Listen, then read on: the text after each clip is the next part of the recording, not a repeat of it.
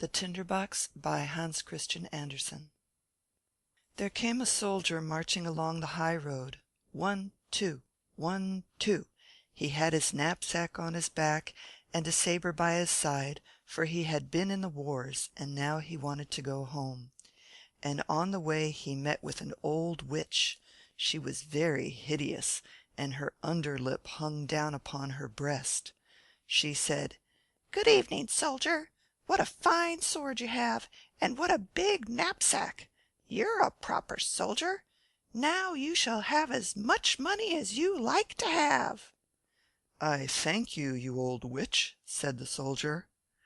"Do you see that great tree?" quoth the witch, and she pointed to a tree which stood beside them. "It's quite hollow inside.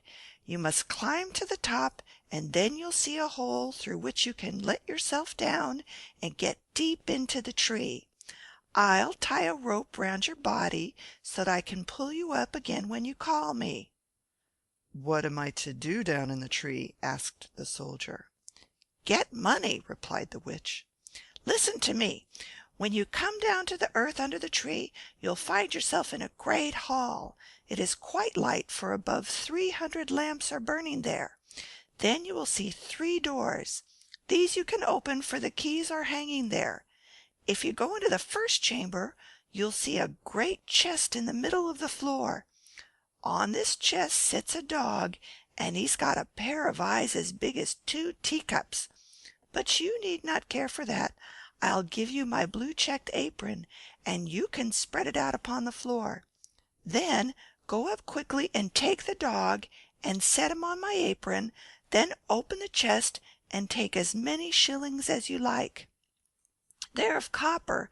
If you prefer silver, you must go to the second chamber. But there sits a dog with a pair of eyes as big as mill wheels. But do not you care for that. Set him upon my apron and take some of the money.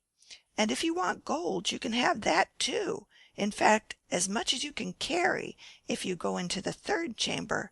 But the dog that sits on the money chest there has 2 eyes as big as round towers. He is a fierce dog, you may be sure, but you needn't be afraid for all that. Only set him on my apron, and he won't hurt you, and take out of the chest as much gold as you like." "That's not so bad," said the soldier. "But what am I to give you, you old witch? For you will not do it for nothing, I fancy." "No," replied the witch, "not a single shilling will I have. You shall only bring me an old tinder box, which my grandmother forgot when she was down there last." "Then tie the rope around my body," cried the soldier. "Here it is," said the witch, "and here's my blue checked apron." Then the soldier climbed up into the tree, let himself slip down into the hole, and stood, as the witch had said, in the great hall where the 300 lamps were burning. Now he opened the first door. Ugh! There sat the dog with the eyes as big as teacups, staring at him. "You're a nice fellow," exclaimed the soldier, and he set him on the witch's apron and took as many copper shillings as his pockets would hold, and then locked the chest, set the dog on it again, and went into the second chamber. Aha! There sat the dog with eyes as big as mill wheels. "You should not stare so hard at me," said the soldier. "You might strain your eyes." And he set the dog upon the witch's apron. And when he saw the silver money in the chest, he threw away all the copper money he had, and filled his pockets and his knapsack with silver only. Then he went into the third chamber. Oh, but that was horrid! The dog there really had eyes as big as towers, and they turned round and round in his head like wheels. "Good evening," said the soldier, and he touched his cap, for he had never seen such a dog as that before.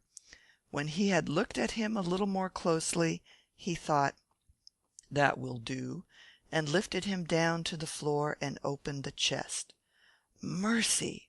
What a quantity of gold was there! He could buy with it the whole town, and the sugar-sucking pigs of the cake woman, and all the tin soldiers, whips, and rocking horses in the whole world. Yes, that was a quantity of money. Now the soldier threw away all the silver coin with which he had filled his pockets and his knapsack, and took gold instead. Yes, all his pockets, his knapsack, his boots and cap were filled, so that he could scarcely walk. Now indeed he had plenty of money. He put the dog on the chest, shut the door, and then called up through the tree, "Now pull me up, you old witch." "Have you got the tinderbox?" asked the witch. "Plague on it!" exclaimed the soldier. "I had clean forgotten that." And he went and brought it. The witch drew him up, and he stood on the high road again, with pockets, boots, knapsack, and cap full of gold. "What are you going to do with the tinderbox?" asked the soldier. "That's nothing to you," retorted the witch. "You've had your money. Just give me the tinderbox." "Nonsense," said the soldier. "Tell me directly what you're going to do with it, or I'll draw my sword and cut off your head." "No!" cried the witch. So the soldier cut off her head. There she lay. But he tied up all his money in her apron, took it on his back like a bundle, put the tinderbox in his pocket, and went straight off towards the town. That was a splendid town, and he put up at the very best inn, and asked for the finest rooms, and ordered his favorite dishes, for now he was rich, as he had so much money. The servant who had to clean his boots certainly thought them a remarkably old pair for such a rich gentleman, but he had not bought any new ones yet. The next day he procured proper boots and handsome clothes. Now our soldier had become a fine gentleman, and the people told him of all the splendid things which were in their city, and about the king, and what a pretty princess the king's daughter was. "Where can one get to see her?" asked the soldier. "She is not to be seen at all," said they all together. "She lives in a great copper castle, with a great many walls and towers round about it. No one but the king may go in and out there, for it has been prophesied that she shall marry a common soldier, and the king can't bear that." "I should like to see her," thought the soldier, but he could not get leave to do so. Now he lived merrily, went to the theatre, drove in the king's garden, and gave much money to the poor, and this was very kind of him, for he knew from old times how hard it is when one has not a shilling. Now he was rich, had fine clothes, and gained many friends, who all said he was a rare one, a true cavalier, and that pleased the soldier well. But as he spent money every day and never earned any, he had at last only 2 shillings left, and he was obliged to turn out of the fine rooms in which he had dwelt, and had to live in a little garret under the roof, and clean his boots for himself, and mend them with a darning needle. None of his friends came to see him, for there were too many stairs to climb. It was quite dark one evening, and he could not even buy himself a candle, when it occurred to him that there was a candle end in the tinder box which he had taken out of the hollow tree, into which the witch had helped him. He brought out the tinder box and the candle end, but as soon as he struck fire and the sparks rose up from the flint, the door flew open, and the dog, who had eyes as big as a couple of teacups, and whom he had seen in the tree, stood before him and said, "What are my lord's commands?" "What is this?" said the soldier. "That's a famous tinder box, if I can get everything with it that I want." "Bring me some money," said he to the dog, and whisk, the dog was gone, and whisk, he was back again with a great bag full of shillings in his mouth. Now the soldier knew what a capital tinder box this was. If he struck it once, the dog came who sat on the chest of copper money. If he struck it twice, the dog came who had the silver, and if he struck it 3 times, then appeared the dog who had the gold. Now the soldier moved back into the fine rooms, and appeared again in handsome clothes, and all his friends knew him again, and cared very much for him indeed. Once he thought to himself, "It is a very strange thing that one cannot get to see the princess. They all say she's very beautiful, but what is the use of that if she has always to sit in the great copper castle with the many towers? Can I not get to see her at all? Where's my tinder box?" And so he struck a light, and whisk came the dog with eyes as big as teacups. "It is midnight, certainly," said the soldier, "but I should very much like to see the princess, only for one little moment." And the dog was outside the door directly, and before the soldier thought it, came back with the princess. She sat upon the dog's back and slept, and everyone could see she was a real princess, for she was so lovely. The soldier could not refrain from kissing her, for he was a thorough soldier. Then the dog ran back again with the princess. But when morning came and the king and queen were drinking tea, the princess said she had had a strange dream the night before, about a dog and a soldier, that she had ridden upon the dog, and the soldier had kissed her. "That would be a fine history," said the queen. So one of the old court ladies had to watch the next night by the princess's bed, to see if this really was a dream, or what it might be. The soldier had a great longing to see the lovely princess again, so the dog came in the night, took her away, and ran as fast as he could. But the old lady put on water boots and ran just as fast after him. When she saw that they both entered a great house, she thought, "Now I know where it is," and with a bit of chalk she drew a great cross upon the door. Then she went home and lay down, and the dog came up with the princess, but when he saw that there was a cross drawn on the door where the soldier lived, he took a piece of chalk too, and drew crosses on all the doors in the town.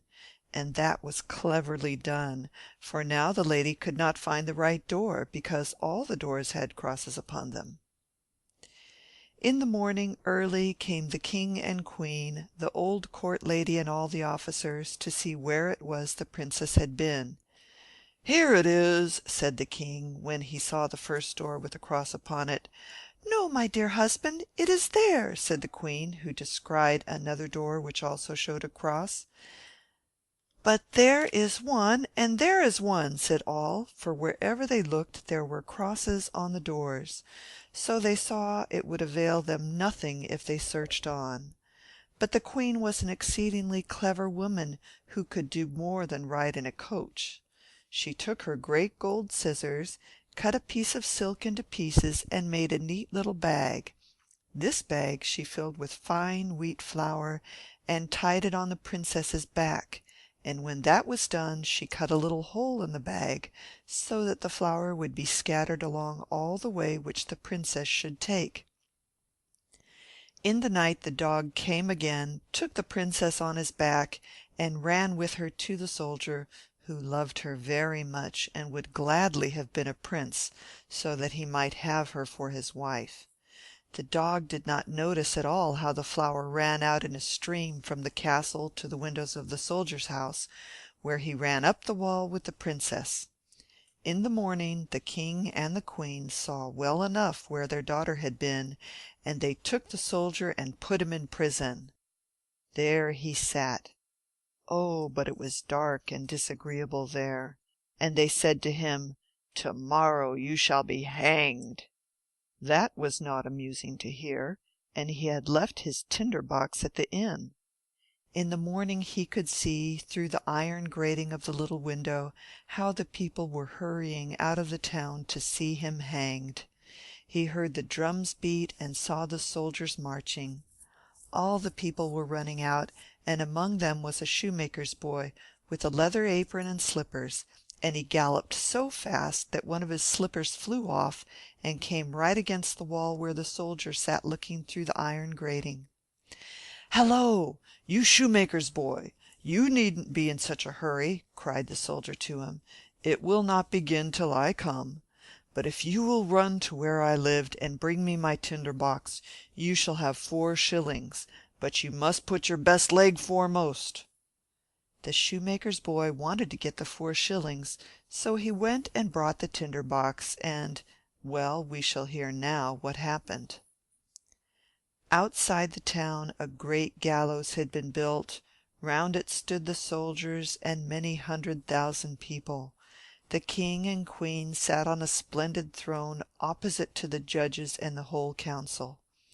The soldier already stood upon the ladder, but as they were about to put the rope around his neck, he said that before a poor criminal suffered his punishment, an innocent request was always granted to him. He wanted very much to smoke a pipe of tobacco, and it would be the last pipe he should smoke in the world. The king would not say no to this, so the soldier took his tinderbox and struck fire. 1, 2, 3, and there suddenly stood all the dogs, the one with the eyes as big as teacups, the one with the eyes as large as mill wheels, and the one whose eyes were as big as round towers. "Help me now, so that I may not be hanged," said the soldier. And the dogs fell upon the judge and all the council, seized one by the leg and another by the nose, and tossed them all many feet into the air, so that they fell down and were broken to pieces. "I won't," cried the king, but the biggest dog took him and the queen and threw them after the others. Then the soldiers were afraid, and the people cried, "Little soldier, you shall be our king, and marry the beautiful princess." So they put the soldier into the king's coach, and all the 3 dogs darted on in front and cried, "Hurrah!" And the boys whistled through their fingers, and the soldiers presented arms. The princess came out of the copper castle and became queen, and she liked that well enough. The wedding lasted a week, and the 3 dogs sat at the table too, and opened their eyes wider than ever at all they saw. End of the Tinderbox by Hans Christian Andersen.